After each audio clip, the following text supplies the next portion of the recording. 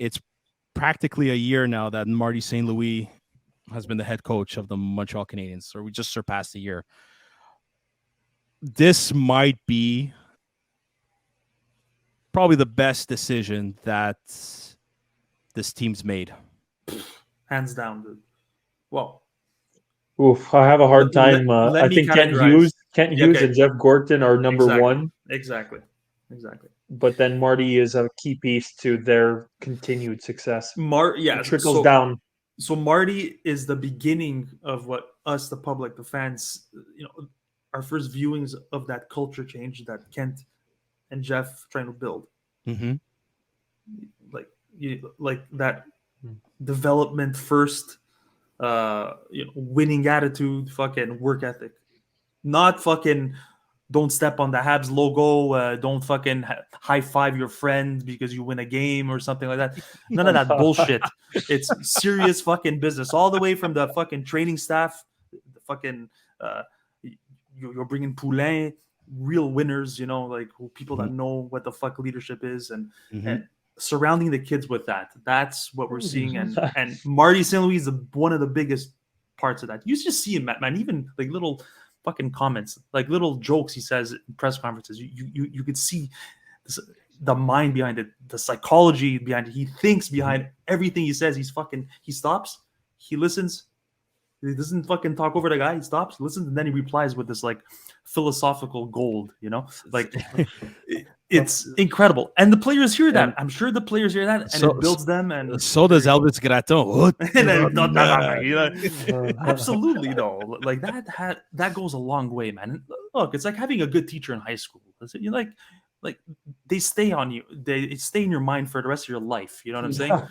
And it's for a reason. So that has the same effect having a great coach or a great fucking coaching staff, Zook environment, and all that kind of stuff. Have any of our high school teachers ever touched? Have they touched you in a specific way that's with you forever? Like no, listen, unfortunately, we grew up in the East End where teachers were not teachers, man. Right, Sammy? Like I didn't learn anything from school. I'm not gonna lie. And that's it, and that's why I'm where I'm at in life. But it is what it is. We're not going to go there. This podcast with me, and that's why we're here. Yes, but no. But I'm sure somebody out there had a teacher that was touching psychologically. It's okay to talk about it, motivationally speaking. Not touching physically, of course. Not like in Chicago or whatever. But Jesus, too soon? No, no. Chris, you wanted to say a few things. Yeah, absolutely. That just that competitiveness that you said it so well, and I started laughing. You said hungry for wins versus hungry for Saint-Hubert. Like, look at Marty. You have Michel Therrien driving the bus in the commercial for Saint-Hubert. You know what Marty's doing in his time off? It looks like he's in the fucking gym. He keeps himself in top shape. That's the kind of, like, there's another coach like that, Rob Brindamore, that comes to 100%. Absolutely. It's like, I was about to say how that. can it holds the players accountable, because you say, how can I as a player be less fit than my coach who's not even playing? The coach can put on skates and take my spot like this, like that. And then too, Sam, you're talking about like him. He always does that. It's amazing. I have a few screenshots saved of that. Yeah, and you know what? That's not ridiculing his players. I want to win. I know we suck this year, and I still want to win because it's in my nature to want to win. And if he can pass that on to the players, like at the end of the season, the players go, you know what? That was a shit year. We didn't really accomplish anything. But fuck, I want to win. I'm going to go and I'm going to work my ass off in the summer. I'm going to practice every single opportunity that I have. I'm going to do this. And you talked about Poulain too. You're talking about people who have won at the highest levels, who have competed and been at the top of their game in comparison to the other elite players. Marty is such an important factor, especially going forward. And I think he's going to help so many of these young kids flourish, because these young kids in the next 4 to, let's say, 6-7 years are going to be the ones that are carrying us to the cup final. So Marty, man, like what an amazing decision. What an amazing, risk that they took hiring a guy with such little experience. Use my friend. Do you remember your initial reactions when man, the news broke that Marty got hired as the head coach? I couldn't believe it. Yeah. I couldn't believe it. I was expecting, I swear to God, I had even a dream of it. It's fucking realistic. I swear to God. I don't know what I smoked or drank that night. But Patrick Roy, I swear to God, I thought it was Roy. I swear to God. And I'm like, the city needed it. But then I was like, then people were like, Briere. I'm like, okay, Briere. I'm like, okay, let's see the angle here. No, Briere was for GM, not. Oh, it was for GM. Okay, so who were the coaches? Who were the okay, so it was Roy. There was somebody else. Fuck. I think Roy was coach. Yes, not GM. Was he not GM? That's why I thought, if I'm not wait, I'm like Kent I have Hughes to really was already hired. You might be right. No, it was. But that's what I'm saying. Marty No. was so out of the blue, and that's why I'm saying I'm not so sure that there were other candidates because they didn't even. But I saw Roy as a candidate, man. I don't even think we heard about coaching candidates though. Exactly. No, because Ducharme. No, because Ducharme got. It's true. What the fuck are we talking about here? It's true. There was no candidate. Ducharme was still there. No, Ducharme got fired, and it was like right away. Marty is hired. That's why. Yeah. That's why there was no talk of candidate. Okay. Well, still, you know what? So Roy and Briere were for GM. Okay, all right, continue. Okay, it was for GM, but anyways, I would have said I saw Roy as a coach, but it is what it is. Maybe he was going to do both. Yeah, that's what I was saying, but it's not going to happen. God, but those days are over. Yeah, but oh, dude, Marty, man, it's like I was surprised because he was one of those group of star Quebec players that never wanted to come to Montreal. If you remember, never. The Valliers, the Brieres, the Martys, and all that. They could have played in Montreal if they wanted to, but they didn't come here. So I would never expect even the Cavalier. I'm surprised we got him as a consultant to No, I'm not. That's a testament to our GMs. There you go. Yeah, exactly. So, man, great moves like right at. It's Molson, guys. It's not anyone else. It's Molson. He started this train. He started the train. Molson walked the fuck up. He may have derailed it at one point, but he put it back on track. I swear to God. Those 4 moves in a row were fantastic. I was like, okay, cool. Or 3, 4. I'd say 4. But yeah. Well, the 4 moves were firing. The first move was firing everybody. Yes. The second move was hiring Jeff Gordon. The third was hiring Kent Hughes, and the fourth was hiring Marty. Marty. Yeah. I think we have suffered one loss. Let's count coaching and management staff. I think we've suffered one loss since those guys have come in, and that's Luke Richardson. And obviously, I don't feel bad. I don't feel badly for him going because obviously he got a shot to be a head coach in Chicago.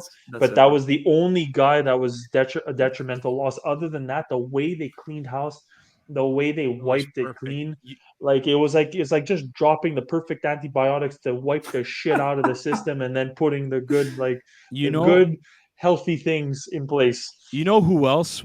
It's all about bad timing too. But what if Kirk Mahler was the assistant coach to Marty St. Louis?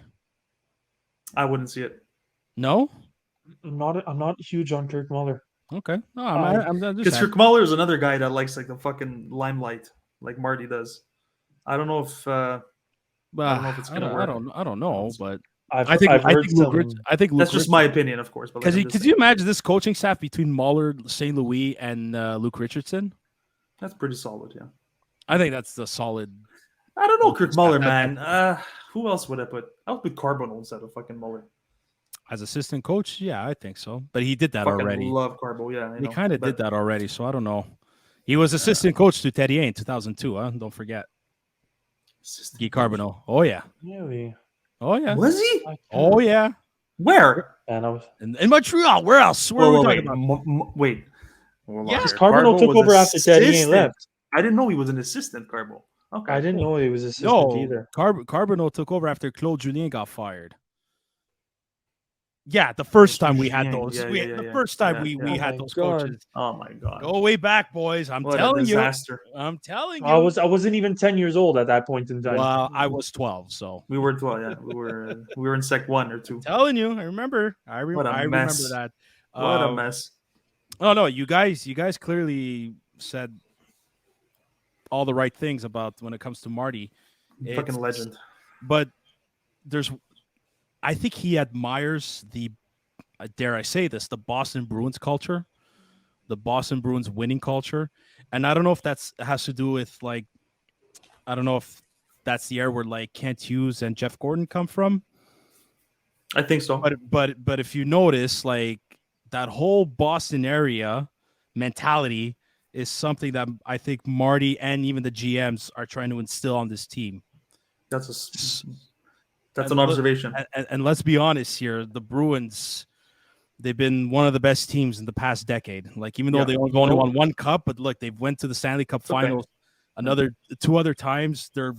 They never draft high, yet they've always been one of the top teams in the league.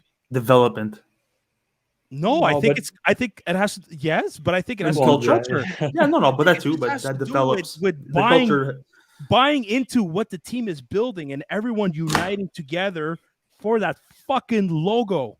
And Marty said it. Yeah. Play for that logo. Yeah. Fuck playing for Connor Bedard. Play for that logo, Joey. Did you know what?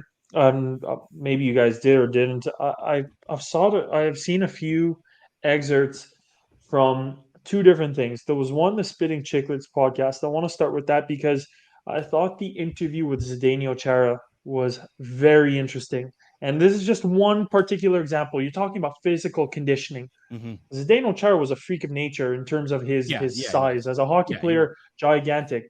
But that guy, and trust me, as a big and not light, doing pull-ups, the best that I've ever been able to do in my life in the best shape, I was able to do about 21 pull-ups. And I'm talking chin-ups, not the pull-ups, not the hard freaking ones. Mm-hmm. Chara apparently did over 30.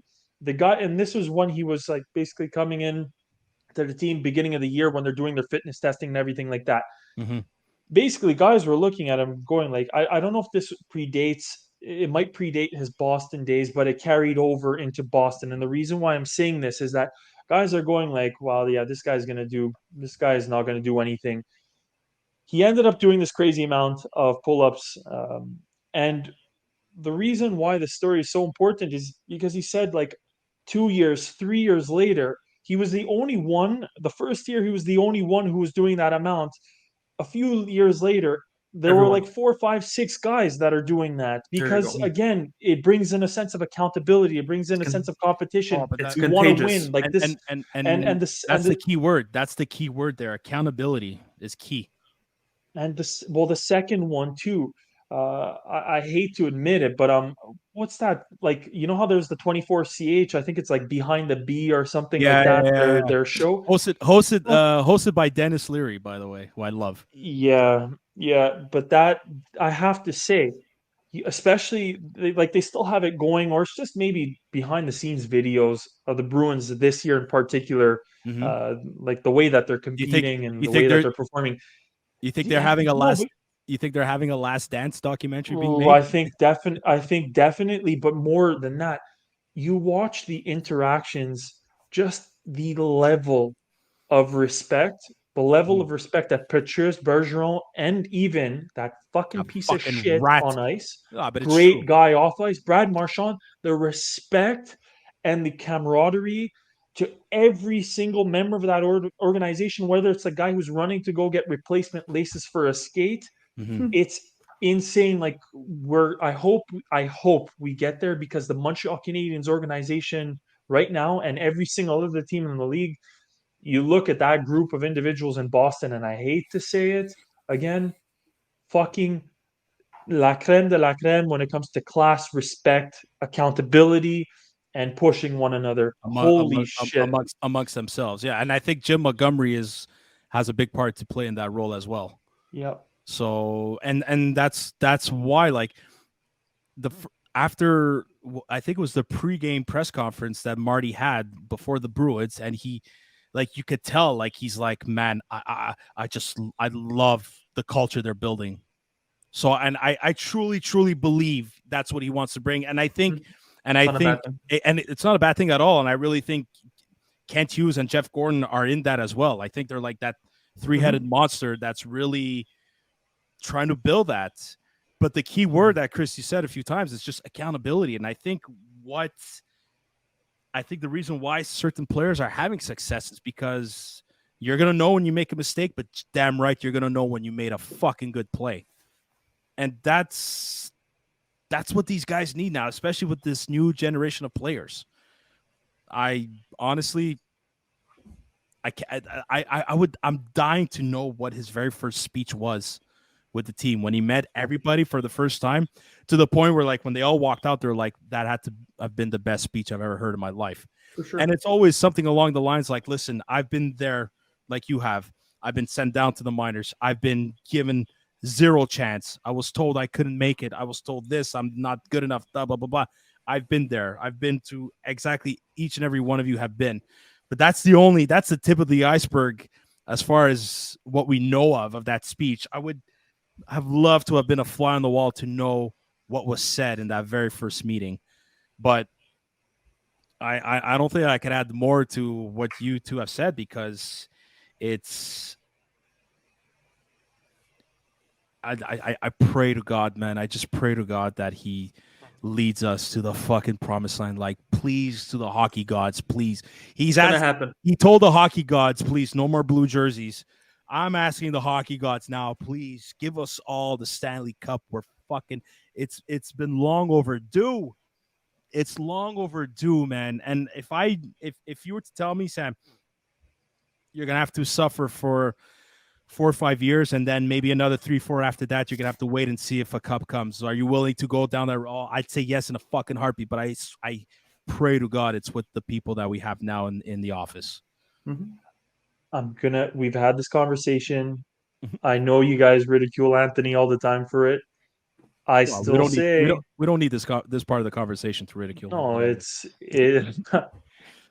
I think, call me crazy. I just get a gut feel for a lot of different reasons.